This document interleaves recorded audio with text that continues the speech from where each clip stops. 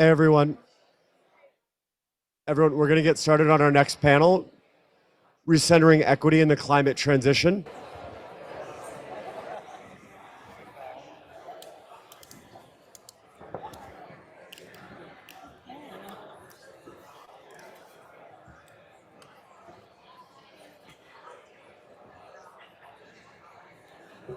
Awesome. Thank you, everyone. I'll turn it over to Carolyn Yoon to kick us off.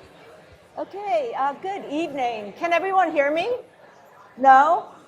Can you hear me now? Yes. Okay, excellent. Welcome, everyone. Good evening. I'm delighted to welcome you to this panel discussion titled Recentering Equity in the Climate Transition, and the exploration of how we can forge a path to a sustainable future that is equitable and just. And my name is Carolyn Yoon. I'm the Associate Dean for DEI at the Ross School of Business here at the University of Michigan, and I'll be the moderator for this panel discussion. And today we're honored to have with us a panel of distinguished innovators in the space of sustainability and basically at the forefront of climate transition. And so before we start, I would like to ask each of them to introduce themselves and say a little bit more about their work. And so we'll start with Caitlin. Great. So can you guys hear me okay? Awesome. My name's Caitlin Harren. I am an herb graduate, so I was here in Michigan just about 11 years ago, and it's all right. And now I'm at Amazon, and I've been at Amazon for the past 10 years. I currently lead Amazon's worldwide social responsibility and product sustainability programs, and I'm super excited here to be talking about equity specifically. Sweet. My name is Darren Riley. I'm the founder and CEO of Just Air. Just give a quick spiel about Just Air. Our real focus is to make sure everyone has access to clean air, no matter what zip code they're from, where they work, live, and play. Went to undergrad at Carnegie Mellon. I saw some tempered people on the roster, so you get a shout out to the Tartans. But yeah, our work is really rooted in community, really trying to make sure that everyone has access to breathe. The 20,000 breaths on average we take per day, each and every one of those samples are a good one. So how we do that, we provide an insights platform to look at micro sources of pollutants. We inform communities. We also influence environmental change in terms of infrastructure change, electrification of school buses, tree canopy, et cetera. And lastly, really trying to not only inform policy, but enforce policy with our data. So excited to be here. Great. My name is Fawn Sharp. I serve as Vice President of my tribal nation in the state of Washington, the Quinault Nation. I just finished a 2-term presidency with the National Congress of American Indians. That's the oldest, largest, most representative body of tribal nations in the United States. I come from a tribe that is facing sea level rise right on the coast of Washington. I got elected my first term in 2006. And if you could imagine trying to have a conversation about climate change in 2006, it was very, very difficult. And so I remember in the 2008 presidential election, waiting for somebody just to say the words climate change, and it never happened. And so as a young president, I began to go outside of the United States. I spent my first conference of parties at COP14 in Poznan, Poland that year of 2008. I then began to lead in the Northwest tribal nations through ATNI, the Affiliated Tribes of Northwest Indians, and then that took me to the National Congress of American Indians. 3 years ago, I was the first tribal leader to receive UN credentials to join the United States delegation at COP26 in Scotland, again at COP27 in Sharm el-Sheikh, and then this last year in Dubai. So we're literally taking our message globally, starting grassroots, frontline, impacts of climate change, regionally, nationally, and internationally. Siakwel, thank you. Hi, everyone. My name is Wongbuphanimitr. I'm the Social Impact Manager at AES. We're a global energy company, and my role at AES involves overseeing our social impact partnerships and programs, and also at the same time supporting community engagement alongside our local market teams. And also another key part of my role is really elevating the S in ESG within the work we do at a global level as part of our broader ESG and sustainability work. So It's really great to be back here. And also I'm a CEAS alum, so it's really great See, So we have two alums. Yay. Go blue. Okay. Um, Together tonight, what we're going to do is navigate various facets of equity in climate transition. So we're going to talk about what it means to center or recenter equity in climate transition, why it's crucial, why does it matter, and then how it can be achieved from the perspective of different sectors and communities. And as Din Karoli, if you were here for the session preceding this, he was talking about how sustainability and equity just it's changing the way we think about the business landscape, and as leaders, it fuels growth, innovation, and so it's really embedded into all sorts of careers across the board, and so we have.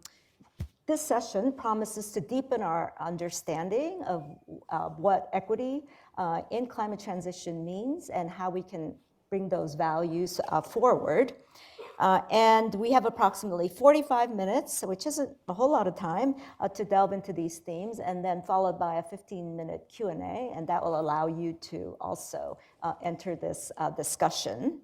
And so thank you for being here, and without any further ado, we're going to jump right in. The first question I have for the panel is, in the context of climate transition, equity encompasses a range of dimensions from access to resources and decision-making processes to the distribution of impacts and benefits. I'd like to start with you, Fawn, and ask you to share your perspective on what it means to truly center or recenter equity in climate initiatives and policies. Great, thank you. Excellent question. Before I get into responding, I just want to take a moment to acknowledge and recognize the ancestral homelands here of the people of the three fires. We have the Potawatomi, the Ottawa, and the Ojibwe. And so it's customary before a speaker begins that we acknowledge the very sacred landscape here in the homeland. So I want to do that. I also want to thank the organizers. The day I got asked to be here was, I think it was like the Monday or Tuesday after the national football game, and I'm a UW alum, so I was a little wondering about going into enemy territory, but this is I'm so impassioned about this subject, I would not miss this for anything, so I just want to do those couple of acknowledgments there, so thank you. With respect to the question, I think it's really important to understand a couple of points, and they're well-known points. The first point is Indigenous peoples represent only 5% of the population globally, but we oversee and govern 80% of what's left on the planet, the clean biodiversity. And I often flip the script on that and say we're outperforming everyone else by 400% with little to no resources. So there's some lessons definitely to be learned there. I think there's another point that's well known that climate reports have founded time and time again, and that is Indigenous peoples are on the front lines of climate change. We're disproportionately impacted, and we have little to no resources. And so we have centuries of knowledge, and so from our perspective, the ability to bring that to bear to the table means gaining direct access to both public and private resources so that we could unlock the wisdom and knowledge and share that with the rest of the world. But there are barriers. Oftentimes, NGOs will use our images, they'll get funding, but they don't connect it. And sometimes they act against our interests, and they're not representative bodies. So anytime an NGO represents that they're going to make investments in Indigenous communities, always check to make sure, because that is another challenge of our ability and barrier to gain direct access to global scale resources that we so desperately need. I often too look at equity in terms of the United States in general. There's this notion that the United States is one of the largest polluters, but what are we doing equitably, globally, to solve this challenging crisis? That's an area where if you partner with tribal nations, we have an ability to gain direct access to foreign investments that otherwise wouldn't come to the United States. And so I'll just give you a quick example in responding. Back in 2008, when I did attend Poznan, Poland, the global carbon market was trading at $32 a metric ton. Here in the United States, it was $2 to $3. And companies were in a voluntary system through the Chicago Climate Exchange. There was an exchange in New England, one in California. But domestic companies could not access those markets because the US was not a signatory to Kyoto. However, a tribal nation could monetize tribal sovereignty, enter those markets, attract foreign investment that otherwise wouldn't even come to the United States. So we are in the process right now of looking at carbon capture and storage. We have an ability to go after an incredible market, monetize tribal sovereignty, and advance the United States both at a grassroots level, at an indigenous level, as well as influencing the rest of the world. Yeah, I was reading that, there are only 3,000 tribal members. Is that the case? Yes. Wow. Yes, 3,000. But if you think back to since time immemorial, generation after generation, and we honor those generations and 7 generations going forward. So literally millions of indigenous voices present day. Well, Caitlin, working at Amazon, you're kind of, it's a very large corporation, right? And so everything is at, large global scale. So is your perspective on equity different, or how do you think about equity? Or not you personally, but how do you think Amazon thinks about, equity? Well, thanks. Just to give a little bit of context, I'll start by saying that Amazon's guiding platform is the Climate Pledge. So in 2019, we both co-founded, and became the first signatory of the Climate Pledge, which is our commitment to be net zero carbon by 2040, so 10 years ahead of the Paris Agreement. And we've now signed 450 additional signatories, including Microsoft, JetBlue, Unilever. So hopefully many of you are off to work for Climate Pledge signatory companies in the next couple of years, can help us operationalize this commitment. But even on our own, you pointed out, Amazon is one of the largest companies in the world by almost any measure you can think of: market cap, revenue, number of employees, number of market, just physical surface area of our business. And so appropriately, we're also the largest corporate purchaser of renewable energy. And it's very important that we do that to execute our commitment. That's the what. The how is also critically important. So through our participation in the Clean Energy's Buyer Initiative, we helped co-found an organization called Beyond the Megawatt, which intentionally convenes voices of Indigenous and tribal elders, the Southern Institute for Equity, a very cool organization called Energy Peace Partners, which represents voices from civilians in conflict-impacted zones. And the point of convening all of those voices is to inform our own policy in clean energy procurement, but also to set industry-wide standards that govern social impact expectations, human rights protections for everyone in the clean energy procurement and transition. So hopefully we don't have any daylight between our definition of equity. How we approach it is much more of, what can we bring to the table in terms of resources, and what can we learn from voices that have been historically excluded from aspects of the energy transition. Okay, thank you. We often hear the phrase center. Community voices are prioritized, the frontline communities. Darren, being an entrepreneur and founder of a startup, what does this look like in practice? And what does community actually mean to you and in your work? How does it show up? Yeah, absolutely. Well, first, thank you all, the organizers, for putting this panel on. I think it's a great array of diversity and thought. Also want to honor our indigenous peoples and our first peoples. And also want to make the challenge that anytime we have a panel about climate, we need indigenous people on the panel. Anytime you all organize something, definitely indigenous people who have been here first and have been doing this work long before we all existed. But yeah, so it shows up with Just There. I can't really separate my organization from the personal. In terms of being a founder, it's everything I breathe, and no pun intended, and everything I do all night. More puns coming. But when we talk about center community, and even when we talk about recentering equity, really, for me personally, it really comes down to what is our what do you call it? I guess what's our intention? What is our intention, right?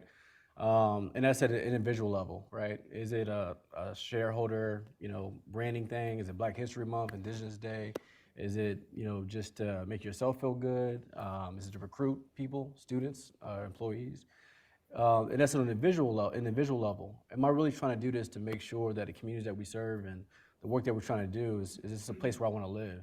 I want to make equity such a priority, this community such a priority that I want to live with these people. And it shows up in our work in a tangible way. When we do so we deploy air quality monitors, and sometimes we inherit air quality monitors. So, for example, we work with Eastern Band of Cherokee in North Carolina. They have a network of 28 monitors. They use our platform to use public alerts system. We're working on translating in native language is really hard, but we're gonna get there. But it really comes to on a just air level is really meeting the community where they are. So not inviting people to the table, but joining that table. And to give you a prime example, just give you a couple off the bat. When we have community meetings in a zip code, don't assume that everyone that's coming to that community meeting is from that zip code. When people sign up, give people like a star or something like that if they're from that zip code.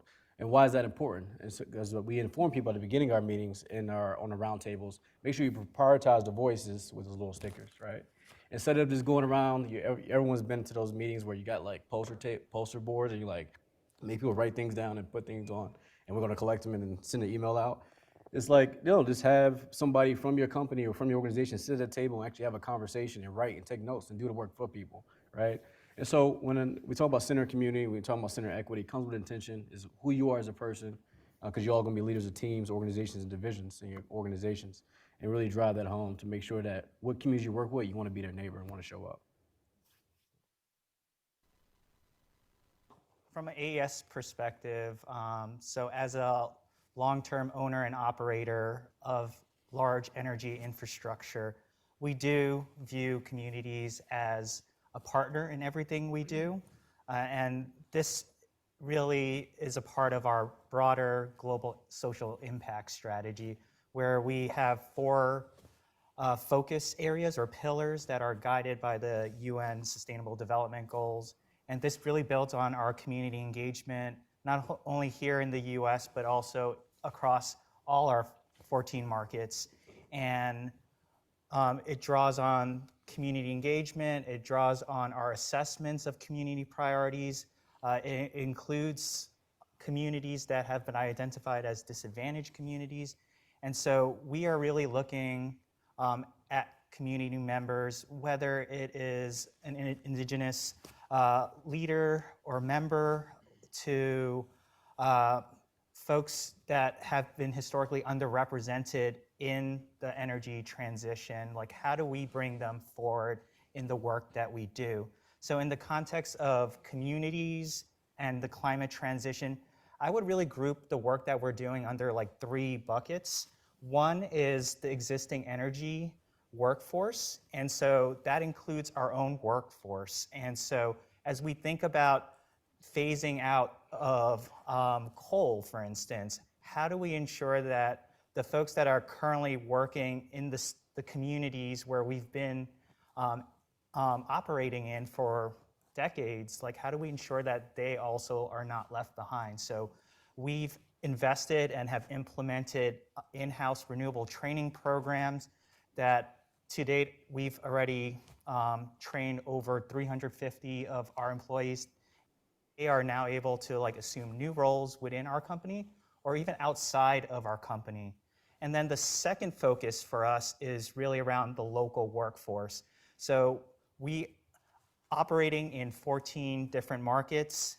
One of the priorities for us is like, how do we invest in the local economy? And so part of that effort is us looking at who are underrepresented in that local economy. And especially in our Latin American markets, we have a lot of successful examples and programs that we've implemented with community colleges, labor unions, other community stakeholders that have brought underrepresented groups like women and allowed them to participate in that energy transition. And so one great example in 2022 and 2023 in Brazil, we've been able to develop 2 utility scale wind farms that are now fully operated by 100% women. And this was thanks to a partnership that trained them. And it was really that partnership that allowed us to get there. And the work doesn't really stop there, which leads me to that last focus area, which is around how are we investing in that that workforce of tomorrow. And so just building off of like the existing, the local, we're also with customers like Amazon thinking about how do we build that pipeline of workers that will operate, develop projects going forward. So we have invested heavily in early STEM education. So really looking at the just transition across all age groups. Fawn, how do you think the indigenous wisdom and practices can actually be integrated, like concretely, into these mainstream climate strategies? Right. Great, thank you. That's another excellent question. So the way that we've been working collaboratively to bring traditional knowledge to bear is with multilateral engagements, not only with the United States here domestically, with the 574 tribal nations, but certainly internationally. I had mentioned receiving diplomatic credentials at the UN. In all three of the last conference of parties, we've worked directly with John Kerry to bring the voices of indigenous peoples from 7 different regions in a 1-hour engagement, a direct engagement with the United States. And for some of these indigenous leaders around the world, they've tried for decades to get an audience with the United States to no avail. And so in 50 minutes, the United States could hear from indigenous peoples from every region, from Asia, from Africa, from northern Siberia. And it's a way in which tribal nations in the United States, because we have political structure and because we have commercial enterprise boards, we're able to bring to bear the interests of 500 million indigenous peoples, some of who are still living in the Amazon, northern Siberia. They don't have political structure. They're fighting every day just to protect what's left in the Amazon, risking life and death with no political champion.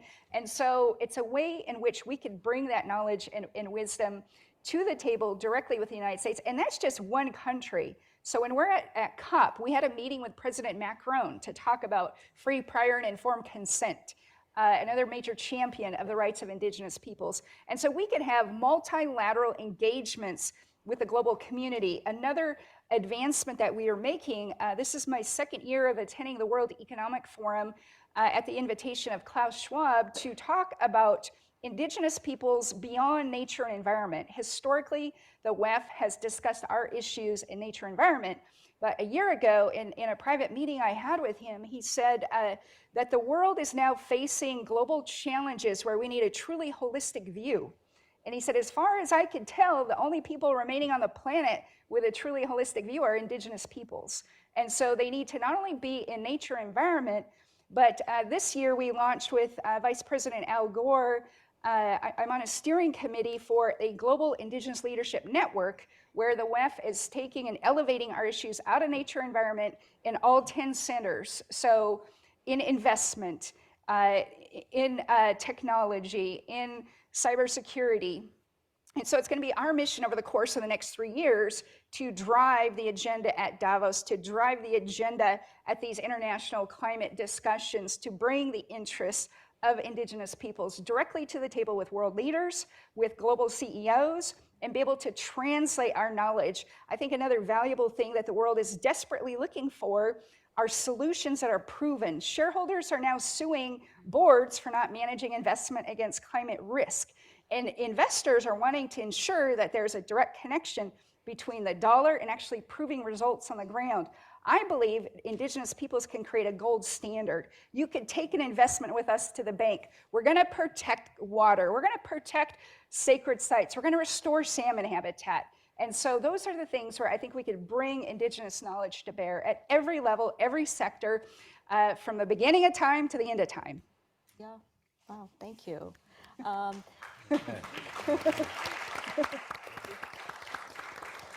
So that makes me wonder, like at a company like Amazon, to what extent are these indigenous perspectives incorporated into, your strategic actions and activities. Thank you. I wanted to jump in because I think it's super important. I love everything that you said, and I was going to contribute that as part of the private sector, we need to require that space is held for Indigenous voices, and we need to compel that of our own operations as well as our public-private partnerships. So our net zero carbon commitment requires that we zero out carbon across our operations, and we do so through, first, obviously, efficiency, innovation, and those are our primary pillars. But eventually, as we approach net zero carbon, we do expect that there will be some residual carbon that we'll need to offset in some way. So one of the things that I'm most excited about and most proud of is Amazon's investment in an organization called the Leaf Coalition, which actually invests in those nature-based solutions and requires governments, primarily in the tropics, to engage their indigenous leaders anytime they are contracting a Leaf Coalition agreement. It gives ultimate right of refusal to the indigenous elders in those communities to okay or approve a specific carbon rights project. And I think that that's a really cool structure because it not only holds us accountable in starting to seed responsible, credible carbon markets, but it also prevents potentially bad actors, carbon cowboys who come in and buy up tracts of land and then exclude the community voices from any sort of determination of what happens to that land thereafter. So I think we have an absolute responsibility to require that our deals seek out Indigenous voices. What I'd like to do is talk about the roles that you see public and private sectors play in centering equity in climate transition. So Tawe, maybe you can start from the perspective of AES. How do you partner or work with public institutions? So at AES, the public sector is crucial in everything we do. They are a key partner. I view them as a catalyst in really accelerating our purpose of accelerating the future of energy. And we have many examples, just given all the federal funding that has been released. But the one that I'm going to highlight is really around dual use renewable development. And in the past few years, it was really because of our government partners at all levels of government, from the local level all the way up to the federal level here in the States, that have really driven our understanding of how do we really maximize the use cases of renewable development. So how can we add more benefits to the community and understand what we can do as a company to really truly add value to the communities. And so through some of our partnerships with like the DOE and also research institutions like NREL and also local institutions, we've been able to understand different topics such as soil health to like the types of crops that we're able to grow under solar panels, even wind turbines. And that has translated into, like, one of the examples, since we have Amazon here, is our Delta Wind project, where this project is actually Mississippi's first utility-scale wind farm that is based in a rural community in Mississippi. And this draws on a lot of our experience developing agrivoltaics project and other renewable plus agriculture projects. And not only is this allowing local farmers to continue their farming traditions, but it's also supplementing their income. And the revenue that we're generating through taxes is allowing that community to be not only a part of the climate transition, but it's allowing them to invest in their local infrastructure and really we're making sure that they're a part of the climate transition. How do you collaborate with private as well as public institutions? Absolutely, yeah. So I think public is essential for us. We look at ourselves as an extension of a lot of EPA-related organizations in Michigan. We have Eagle, and in other places they have a different kind of department. What I'm most excited about is one of our most recent historic opportunities in Wayne County, a county that has the highest asthma rates or emergency asthma costs in emergency rooms for Medicaid and Medicare. So our most vulnerable populations. We're deploying 100 fixed monitors throughout Wayne County in 43 communities, 500 mobile monitors and inhalers to do a study in collaboration with actually a researcher here in Michigan. Shout out to C's, by the way. There's a lot of y'all in Detroit, but y'all are really awesome. And we have some other partnerships as well. And part of that project, we actually have it on me. We have connected inhalers. So when a child exacerbates, or myself, also known as a child sometimes, right? That's a joke, exacerbates, we're able to triangulate the pollutants, the particulate matter, the VOCs, the NO2. So we're not looking at cumulative impact on the land, but also cumulative exposure to the person. And so one thing we learned from our indigenous people is that you can't separate the people from the earth, right? And so that's one thing we're trying to highlight here. So when we talk about public partnerships, public can move as fast as public moves. As a startup, we're very nimble, doing creative products like this, and it's really exciting, very impactful work. But we really do need the validation of the public to start institutionalizing some of these data points to really move the needle on cumulative impact law. So my community in Southwest Detroit doesn't get the new refinery or expansion of the asphalt plant, right? So we actually look at the historic accumulation of pollution within communities that are often overlooked and underserved. So the public piece is really important for us, and the private piece is awesome as well. We do have AWS servers, which is great. It's really looking at the private institutes. I'm really shocked at this government space and being part of the environmental justice community. Demolition groups in Chicago who reached out to us and say, hey, we want to do right by the community. Not just because, back to my original point, not just because, we see a policy coming down, but you really sit with these people and it's like, it's kind of messed up how we're demolishing things and not being, so we're doing our practice, but we can do better, right? And so even private sector using our technology to make sure they're getting ahead of the curve and protecting the communities that they serve and do work in. So both is really a good opportunity for Just Air to really expand the value in our mission.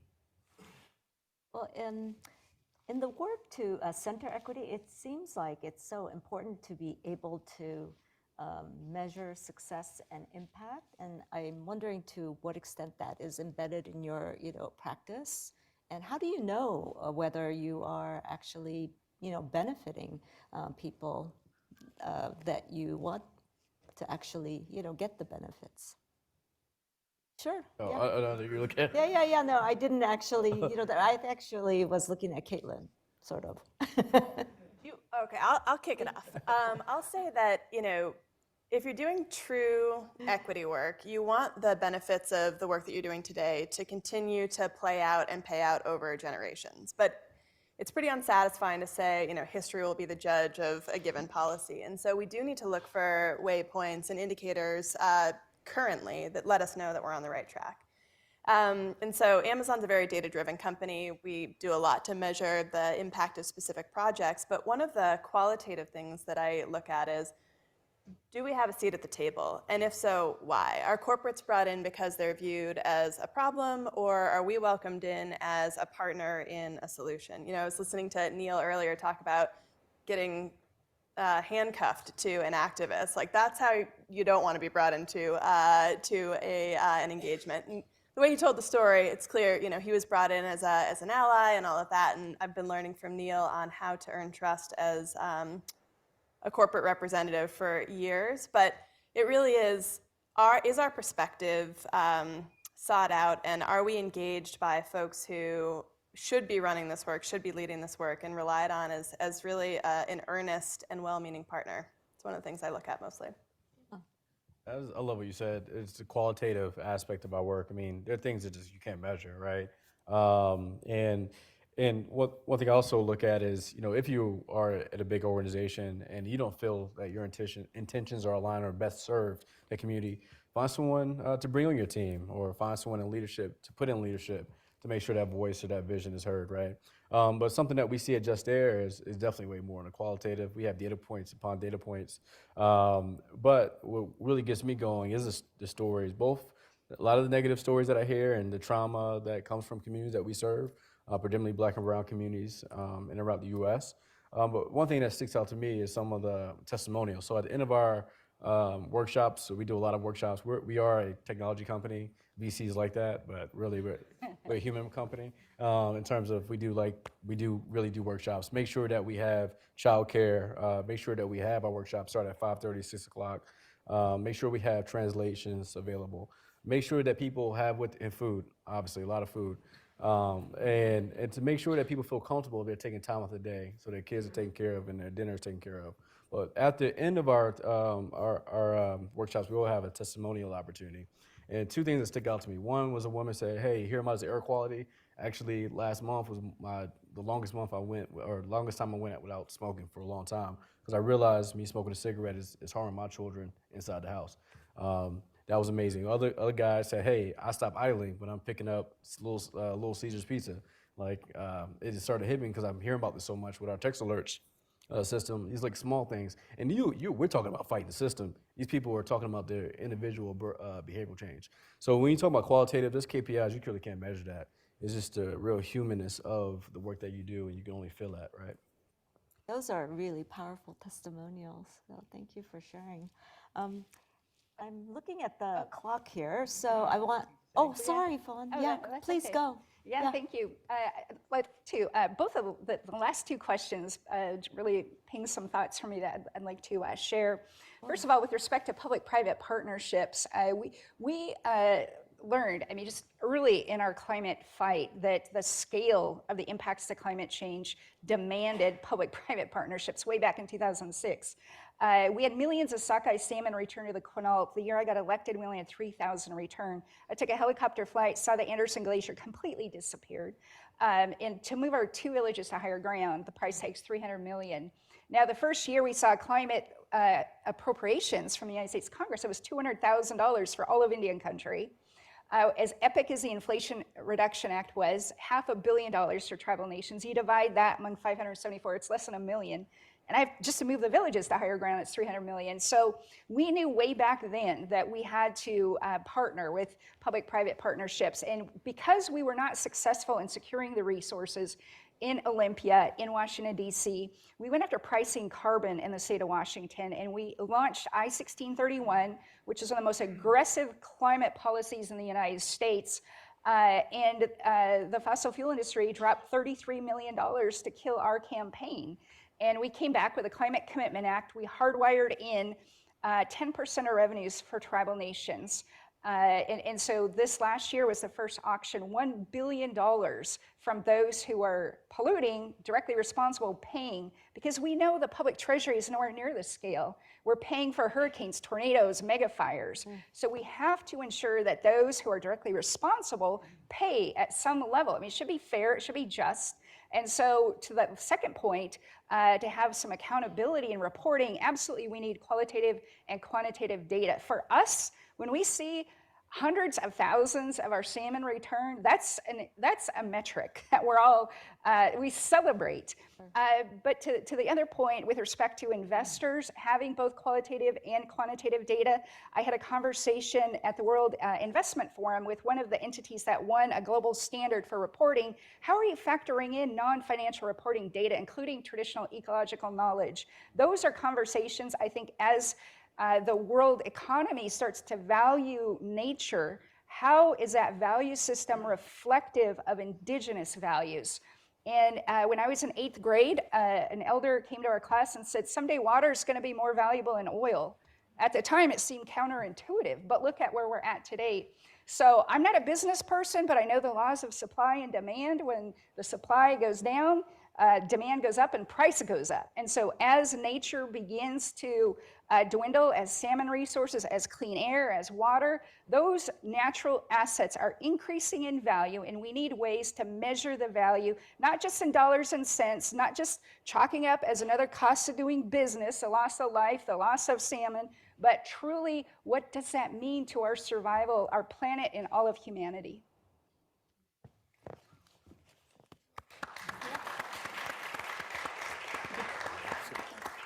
I couldn't agree with you more. We are at, but I hope we can do a quick lightning round, like in the previous panel, which is a question around, like, there is the change seem pretty slow. Like, what keeps you going, and like, what is your hope and motivation for working in this space? Who wants to start? Yeah, each of you. I will. Others go. I'm going to get up for this one. Talking about. What motivates me is the next generation, all of you in this room. Doesn't matter if you're a Wolverine or a Husky.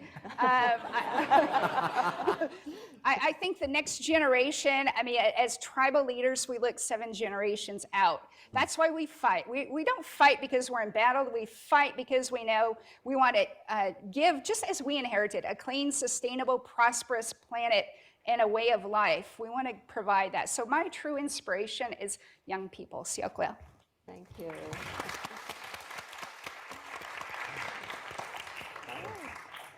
I'll do a half set. I don't know.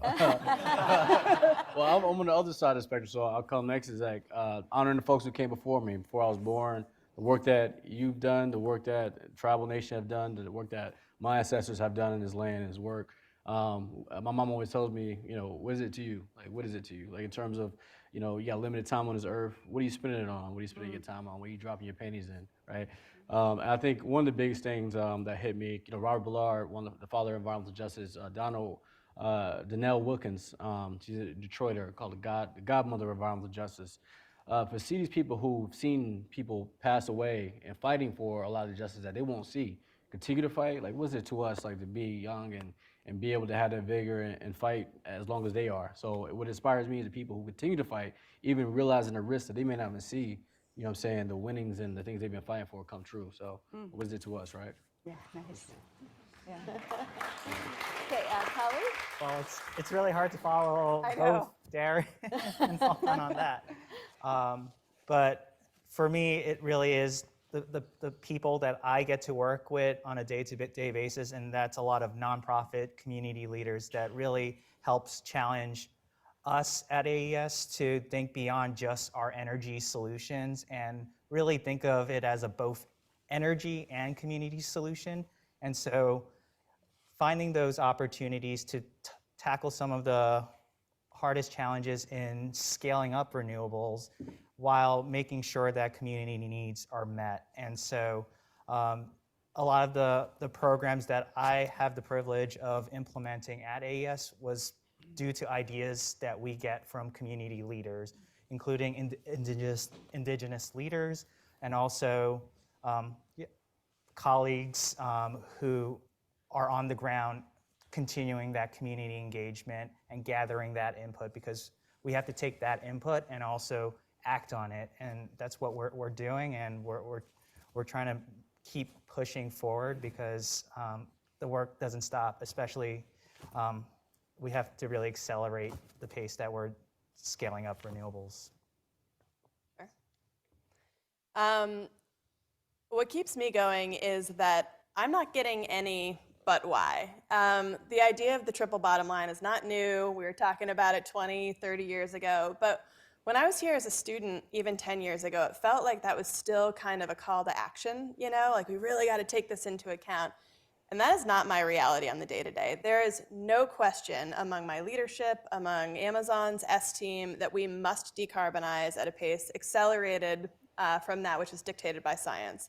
There is no question that we need to do that in a way that holds up communities that have been historically disadvantaged and excluded. And so when I look at my personal goals as a lifelong environmentalist, when I was a student, my goals now as a professional, I see nothing but green lights between me and where we wanted to go. And so that is super exciting to me. And even hearing questions about, like, how do you balance? That's not the reality that I'm operating in. And so to be in a place that's influential in one of the largest companies in the world, and to have that be my experience day to day, that is what gets me out of bed every morning. So I'm super excited about that.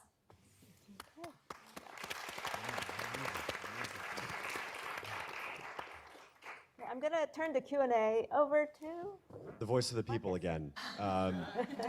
So thank you, panelists. And just a quick reminder, we'll have our closing remarks from NextEra right after this. and then you'll be released to dinner, but no break in between, just a reminder. So I want to expand our top question out for sake of the panel into something a little bit more. So how can major companies such as Amazon and AES align labor practices in their supply chain with the spirit of equity in the climate and energy transition? As the leader of social responsibility for Amazon, human rights throughout our value chain is core to my remit. And so we need to adopt standard principles. So the UN guiding principles, we have woven those into our Amazon policies. We have set our supply chain standards to require that all of our suppliers act according to conduct that we set that matches and raises the bar for some of the themes that I've been talking about here today. So Amazon is a leader in the climate transition and in our own conduct. I think we're doing really well engaging voices that represent equitable objectives and diverse points of view, but we need to require that of our suppliers as well. And that's been a big effort for us this year, is setting objectives, beginning to measure our suppliers' ambitions around joining us in our climate pledge work. On the AES side, we also have our own human rights policy that's publicly available on our website, and especially as we procure materials for the projects that we develop from across the globe, we really do set that precedent with our supply, across our supply chain, and also from working with just with our partners, we do have a code of conduct that we expect all our suppliers, contractors, they need to abide by that. We do really prioritize that. So it's aligned with what we want to see, but it's also what our customers expect from a company like us as we develop projects at a global level. And our last question here. How do you reconcile the need to gain access to critical minerals while maintaining the respect to Indigenous peoples' ancestral homelands?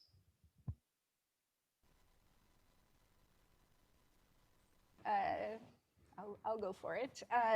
So I believe that what we have on the horizon is a new economy in which the world is going to recognize natural assets are more valuable in the ground than they are extracting them out. And I believe that as the world monetizes nature and environment, those assets are going to increase in value. I think when the world looks at the cost of litigation, the cost of fighting, the cost of trying to deny natural assets the life in which the Creator intended, there's going to be a price to pay for that. Our ancestors long foretold of a day of reckoning when the earth was on a trajectory that simply wasn't sustainable. We've known that. It's been prophetic. And the world is now, our generation is coming to terms with that day of reckoning. But we have the choice to make wise decisions to incorporate Indigenous knowledge and values and to see a new economy emerge in which those assets, not all of them, but a good number of them, in transitioning away from those, in which they will be truly more valuable to remain in the ground than to dig them up. That's how I reconcile it.